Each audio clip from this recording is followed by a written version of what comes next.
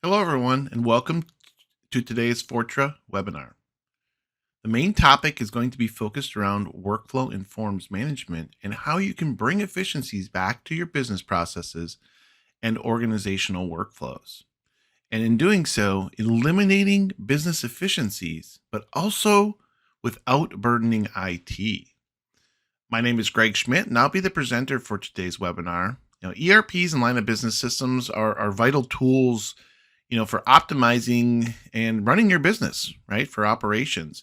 But they are often difficult to manage in some cases, right? And sometimes they lack the ability to integrate business processes into them, or it's harder to streamline those user interactivities.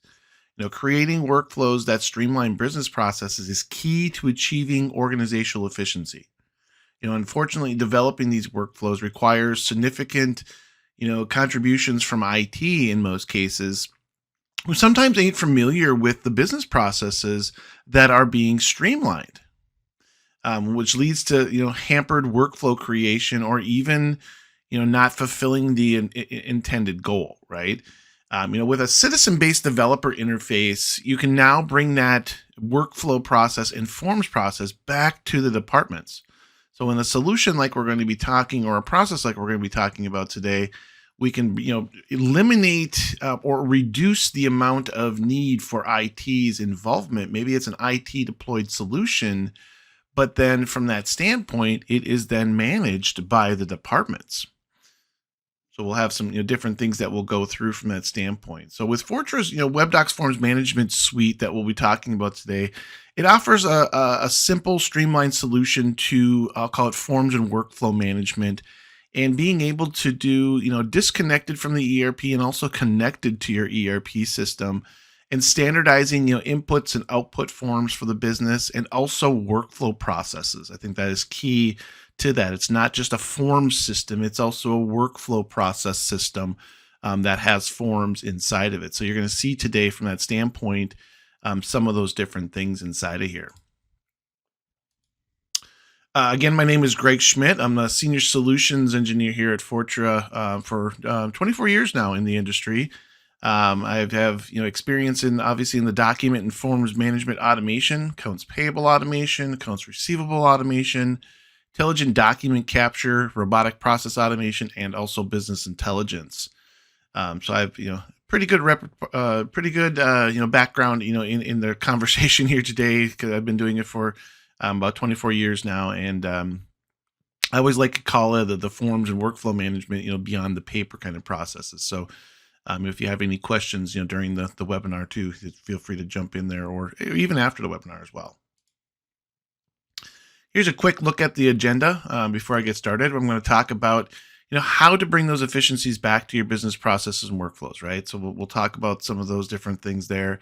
Then I'm going to start out with a brief overview of the types of forms and some of those different use cases, right? Because there's two types of different forms that we actually offer, and and when people talk about forms management, just to sort of clarify where we're going to focus at today.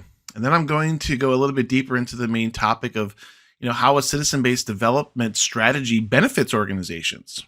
And then I'll move into a live demonstrations of how to, some of those different use cases, right? Business use cases, but then how to build those forms and workflows. And then if time permits at the end, we'll have some Q&A. So, feel free to enter your questions into the questions window or chat window, and I will address them toward the end of the webinar if time allows. I am planning to complete this session in about 30 minutes, but if I do run over, I have a lot of content here today, but if I do run over, you will be getting, this meeting today will be recorded, so you will be getting a recording link that you can rewatch, what you missed, from that standpoint, if you have to go to another meeting or step away. We've been helping companies for decades now on digital transformation and their automation journeys, right? And our mission is really to help companies bring their efficiencies, and sometimes bring efficiencies back, right? Because they've lost efficiencies over the years, but really bring efficiencies back into the ways companies create, capture, securely manage, and do distribution on business documents, but also processes inside their organization on which documents and forms flow. The document and forms management life cycle is how the documents flow through the organization, and through processes, right? And understanding these document stages is critical to optimizing the capture, management, distribution, and security of the business documents and information. We have a variety of solutions that can help assist that, and in different phases of the life cycle within the Fortra brands, but also just in the document and forms automation side of things too. And here my thing is, just don't settle for managing documents, right? We do have control over all different kinds of things, and today we'll be talking about the document management system too. That's part of the forms management solution, right? So when we talk about different things like this, we're always looking at accounts payable automation, and we'll talk a little bit about more of that about today and how forms works inside of there. But there's different areas that we can help with from that standpoint. So I like to have people understand, where we can help at, from that standpoint. If it's spool file capture management, if it's document creation processes, if it's forms creation processes. But for today's purpose, we're going to focus more in on the intelligent forms and workflow automation capabilities. But just so you know, we do have all those different areas that we cover from the document and forms management. And I'm just going to the first topic I was talking about is types of forms, right? So there is two types of forms. There is user input forms, which we're going to be talking and focusing on today, which are more, in this case, web-based workflow processes, and there is output form capability. So we do have that capability. Now, you could have an input form that has an output form, right? So we'll talk about PDF generation processes a little bit later too, but a form could have a PDF that it generates on the back end, either as a snapshot or as a fillable document on the background too. So government-based forms like I-9s and W-4s and an HR onboarding process, we can actually don't have to recreate those, right? We can actually just have the form fill that information and output the original document. And then output forms are more customer presentable documents, like bill of ladings, invoices, AR invoices, order acknowledgments, and stuff like that.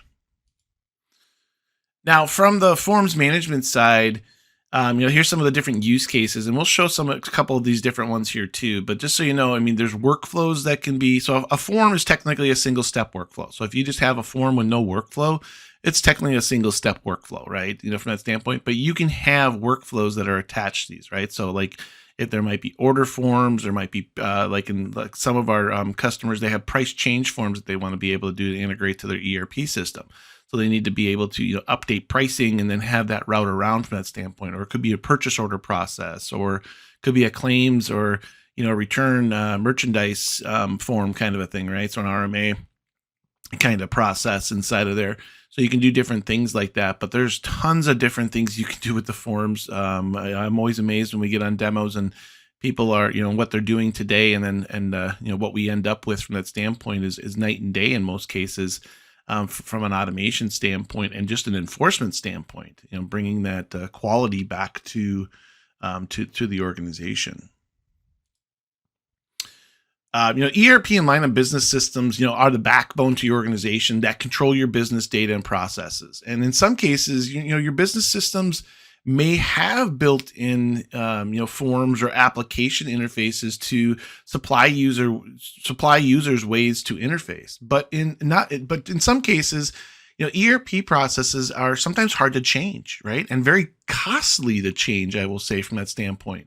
So bringing in a form solution like ours to be able to, maintain the workflow and the form and give the users and the business the control back from that standpoint, right? Not having to bring a consultant in there and using our, citizen developer interface to be able to walk through there. So it helps with that process, and it gives you a lot more, capability and nimbleness at that point, to be able to.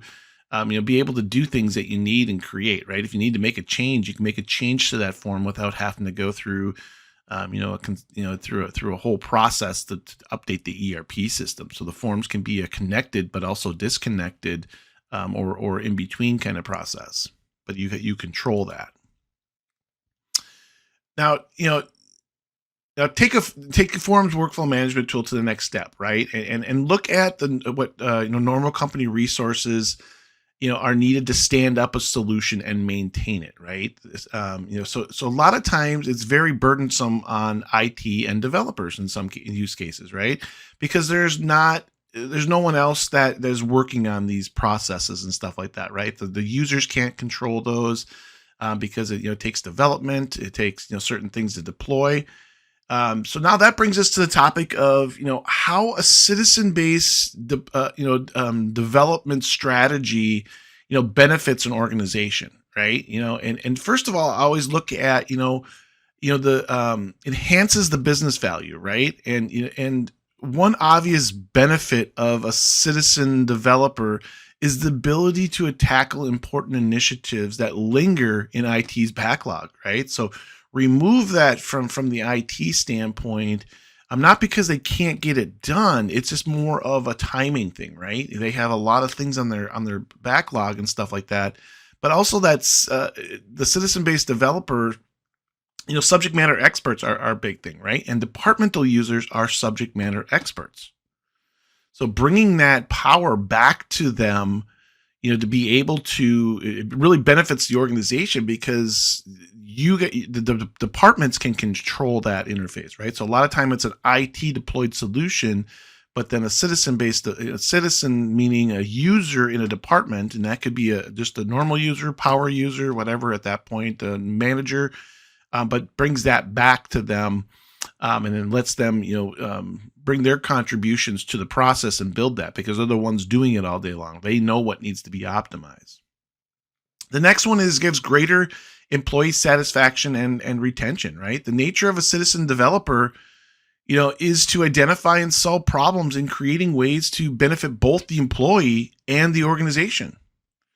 This is the type of employees companies want to stay with, right? Because they're bringing that power back to the employees. They're making sure the employee is getting, or the user in this case, has the capability to do what they need to do their job better and easier in some cases, right? So they can, in most cases, do more because it's easier, right? But it's enabling the user to be able to automate routine processes. Right, so give them the capability to bring, and devote their time to some of these automation tasks, and give them the capability, and it brings a lot of higher value, to them at that point and the business. The next one is give your organization greater agility. Often citizen developers can be more flexible and agile, right, than an IT member. Because of the scale, right? Because they can understand, say that you deploy this to 5 different businesses or 5 different departments. Now the IT would have to understand all those different processes. Not saying that we don't work with organizations that IT has those resources to do that, but it's just more efficient for them, to give you greater agility to have the departments run those and capture that information, to make any kind of modifications or adjustments inside of there. And the last one is less technical debt is created. I think this is a very important one. Many applications deployed by IT will eventually turn into technical debt. As the original designer and architects leave the organization or move on to other projects or other parts of the business, these are key professionals inside your organization, but the risk is, that application can't be expanded or changed anymore. So you create technical debt on that side.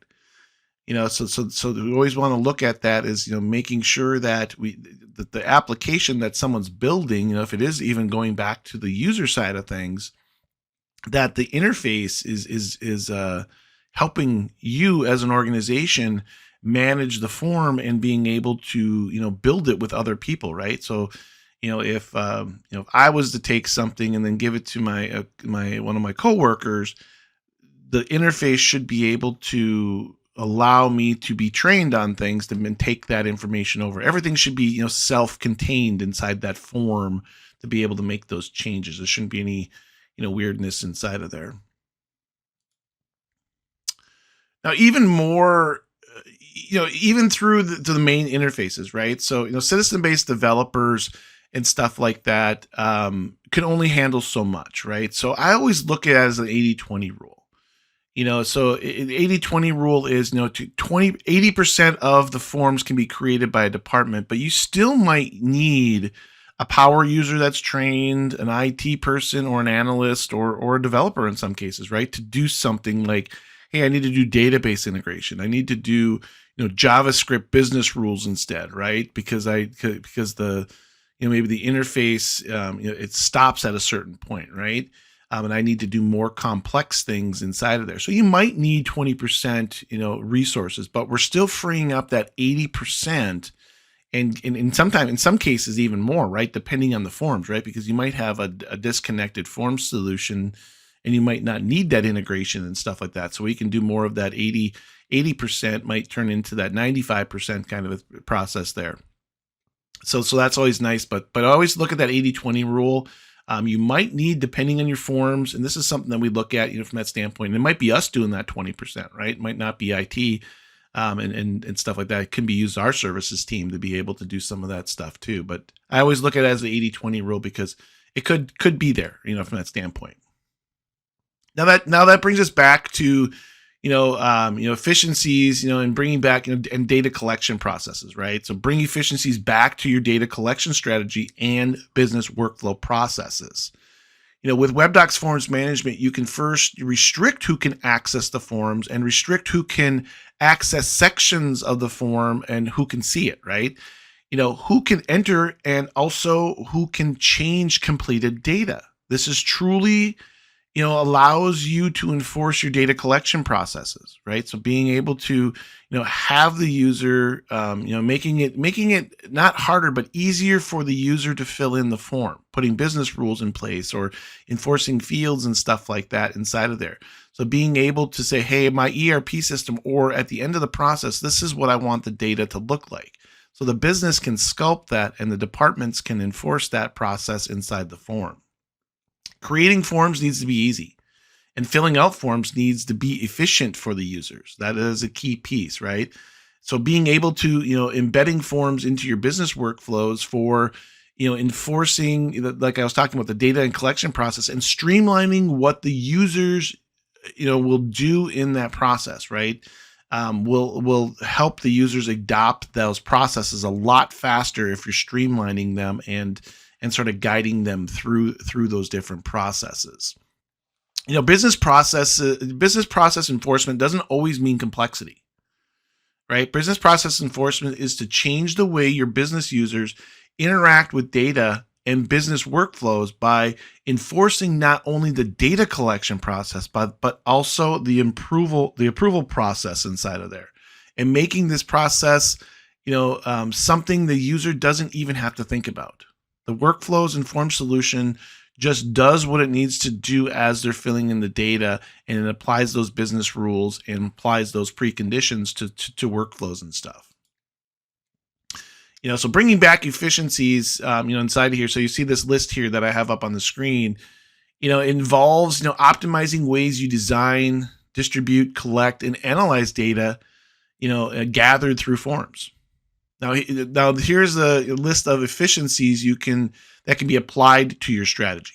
Like streamlining forms design, making it very easy to be able to create those forms, in which you'll see that here today. Digital form creation tools, the citizen-based side of things, right? Making it so it's drag and drop and very visual at that standpoint and configurable to the system. Automating forms distribution. Being able to set up email notifications, drop files somewhere, save them into the archive, and do all that stuff inside of there. Sort of goes with the centralized forms management topic as well. So being able to maintain those from the central repository standpoint. Standardizing data collection protocols, integrating with data systems, real-time, data capture and reporting. So being able to take that information that you're capturing and build, dashboards around that information. So that's something inside the solution too, that we can build dashboards around the data that's collected and actually deploy dashboards from the forms management system. Data security and compliance, ensuring the data collected through the form is handled securely and transferred securely, right? And saved securely. So we want to make sure that, feedback and improvement, always solicit that feedback and improvement kind of process inside, different departments, and saying, this is our first iteration of it. We're going to make another version of it, or as things change, we can make those changes. Training and support, I think, is huge, right? Having a company that works with you and internally for your business, but also the organization like us. We have a training, getting started packs, training offerings and stuff like that.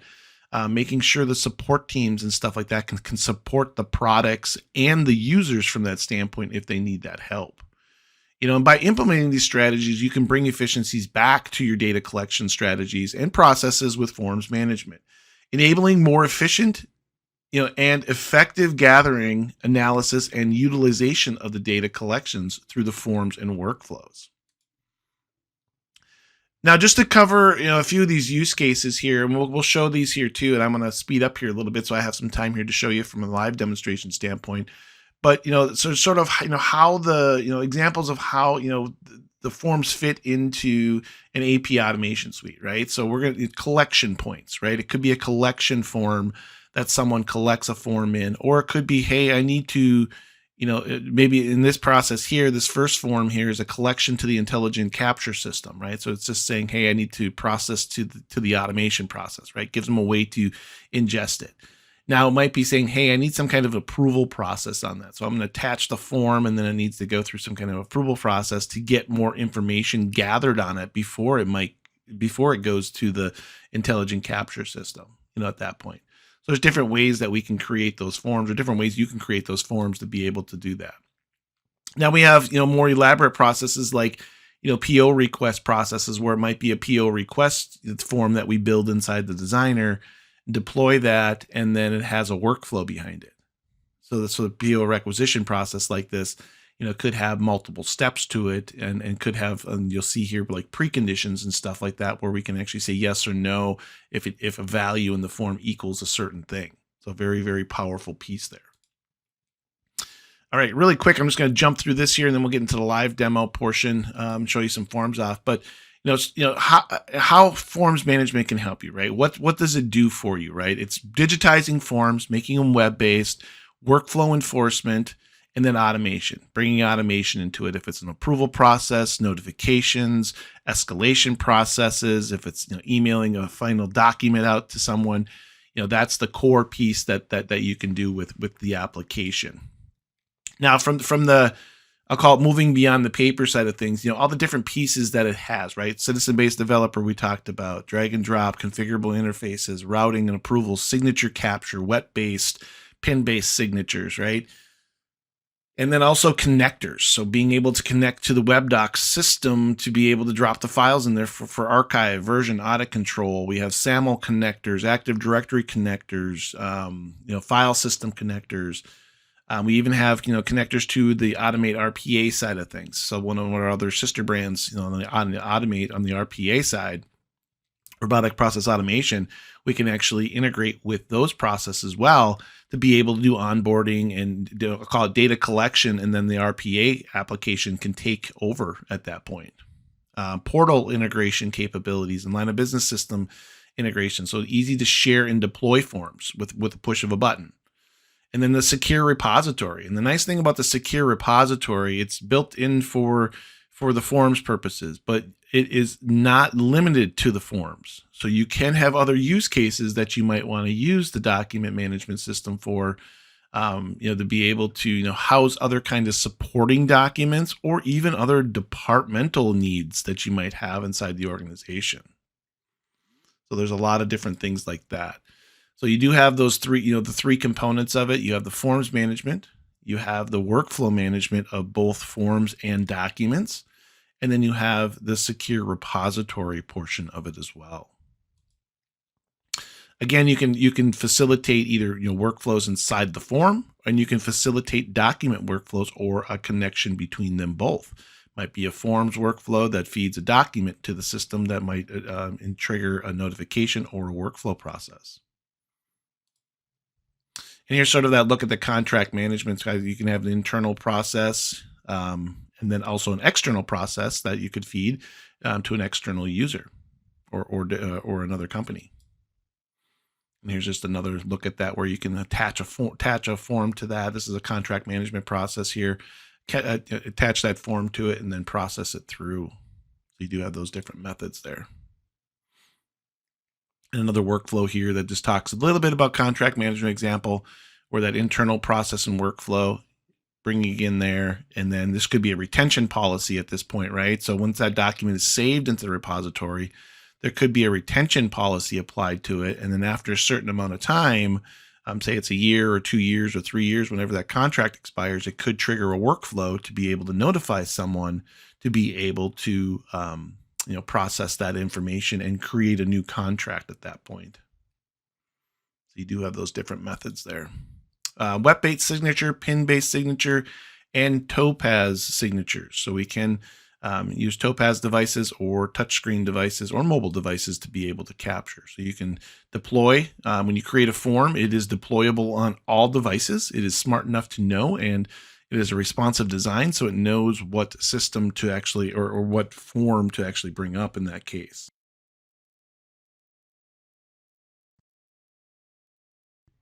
So you do have that capability there. And then, like I was talking about, new in version 11 of the forms management solution, we did implement the capability to have dashboards. So you do have that capability to create dashboards with that same kind of process. All right, now I'm going to spend a few minutes talking about the forms management solution and how to create forms and how to create workflows.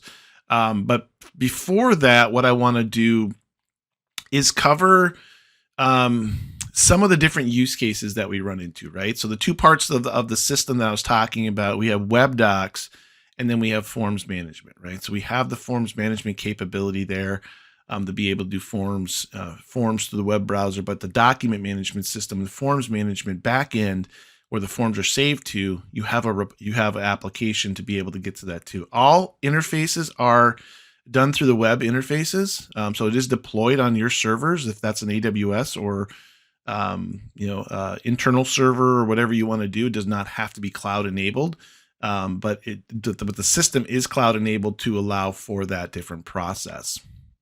So you do have that capability there.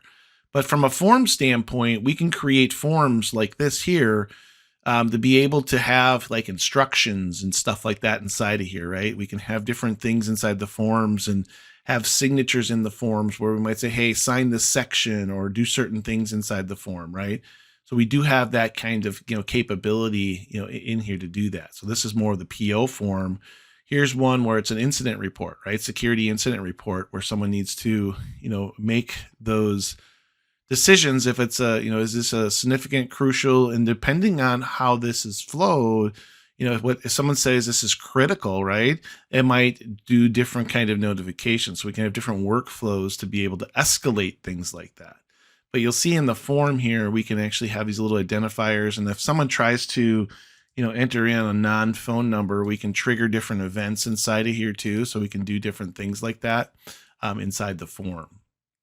We have grids, we have drop downs, we have all that kinds of stuff inside here to be able to integrate into. So you do have that capability from that standpoint. And then the last one here is that capture form, where that capture form could be, hey, I need to, let me refresh this one here so I can get a refreshed one. With this one here, I can have required information to say, hey, I need to require this information to be put in. You could have drop downs with stuff and say, hey, I need this person to submits the form. Maybe it's a yes or no kind of a question, and it shows less or shows more depending on how you answer. So we can have conditional based questions inside the forms. That's a powerful piece.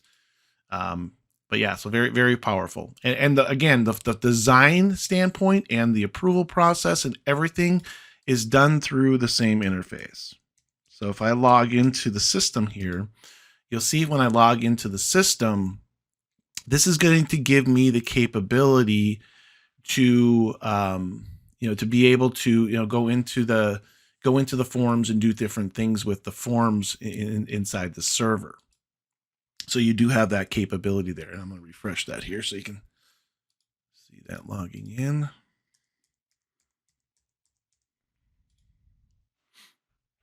So when I log into the system, you see that information. But the really cool part about this is, like I was talking about, is the capability around different things. Like, so here's a database form, right? Meaning that I have a form, and I'm going to show you the end result, and then we'll go into the form itself. But I have a form, and I have the number up here, so don't forget it.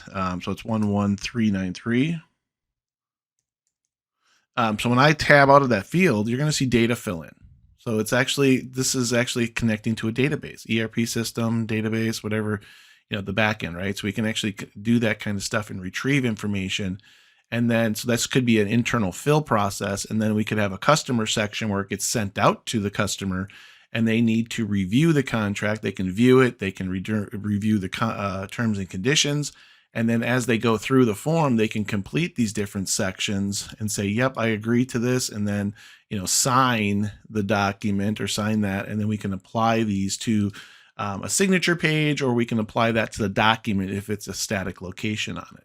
So we can do different things like that. So very, very powerful piece here, is to be able to enforce that internal process and, maybe a customer or a vendor section inside of there. So you can build different forms to do that.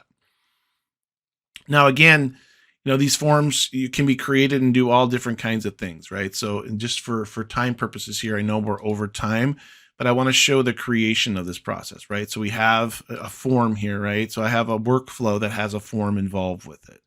So in this case here, the form can have this workflow. It can have preconditions in, so it can look at a total amount and say, hey, this is over a certain amount. Then, depending on what this precondition is. So this one's 10,000. So if it's more than equal to or more than 10,000, it needs to go to vice president approval in that case, right? If it's not, it can actually skip that and go on because that's the limit. So we can set these preconditions up inside of here to be able to process that. And creating a flow or adding a step or precondition is just seriously wherever you're at inside the process is creating that inside of here and creating that hook into the application. So you have that capability there. But so you can actually create those. You can configure those. So if I was to go back up here and I want to assign things, put a rejection, put an escalation inside of there, I can escalate something if something doesn't happen in a certain amount of time. Or I can update the form or create multiple forms inside the process. So in this case here's the forms creation process. So you can actually create the form and do different things with the form, inside the interface. So if I need to, update these instructions here, I can copy and paste and type that information in. I can configure, security on sections. So I can say, so a section like this, I can say, hey, only certain people can see that section if I want to. So there's some styling and some security that you can do there. And then you can also, drag and drop things in from the palette. So you can drag and drop things from the palette and configure things. So if I want to drop down that I want to control, I can control that drop down from the application here and enter that information in. Or if I want that to be more of a database driven kind of a flow in a drop down, maybe a cascading one or something like that, we can actually create, you can bind that to a database table as well. But all these different things are configurable, right? And security in mind as well. So even when you have an upload control, let's drag an upload control in here, I can control min-max sizes, right? I can control what is restricted and what is available content that I want to be able to accept.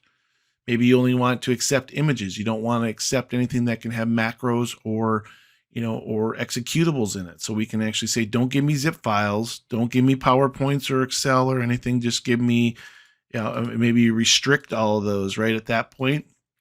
But everything's point and click, and it'd be able to do that process.